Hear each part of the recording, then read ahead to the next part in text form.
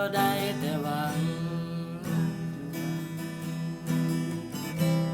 ว่าสักวันเจ้านั้นจะกลับมหากันเหมือนคืนวันที่ผ่านมาแต่ก็ย้อนเวลาบ่ได้เสียใจให้ตัวเองที่บ่อาจหักษาเธอไว้จนเจ้านั้นมีคนใหม่เข้ามา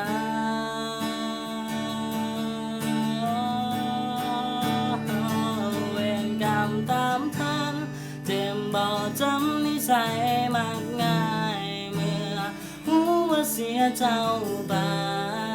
ว่าใจทรมานเหลือเกินเพิ่งเจอหูเวลาที่เขายังหาเอาอยู่บอกเคยจะมาเคียงคู่เมื่อตอนที่มันเสียเจ้าไป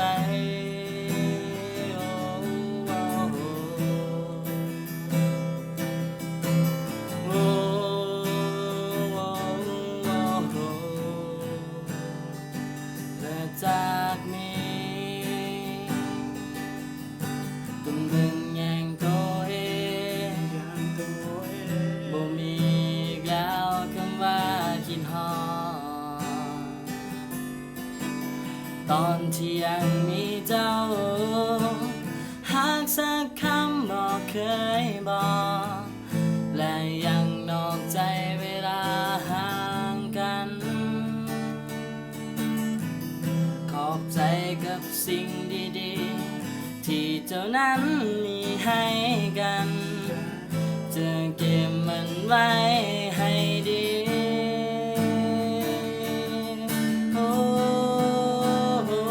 เวรกรรมตามทันเจ็บบ่จำนิสัยมากง่ายเมื่อรู้ว่าเสียเจ้าไปว่าใจทรมานเหลือเกินเพิ่งเจอหูเวลาที่เขายังหาเขาอยู่บอกเคยจะมาเคียงคู่เมื่อตอนที่มันเสียเจ้าไป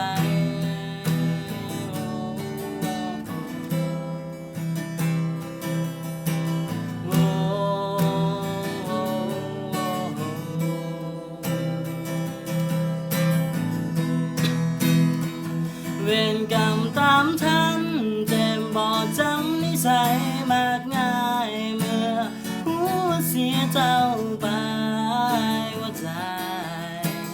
ทรมานเหลือเกินเพิ่งเจอหูเวลาที่เขายังหาเขาอยู่บอกเคยจะมาเคียงคู่เมื่อตอนที่มันเสียเจ้าไป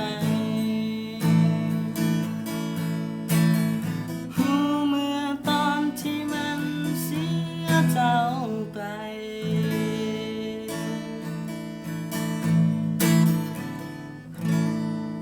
ขอบใจ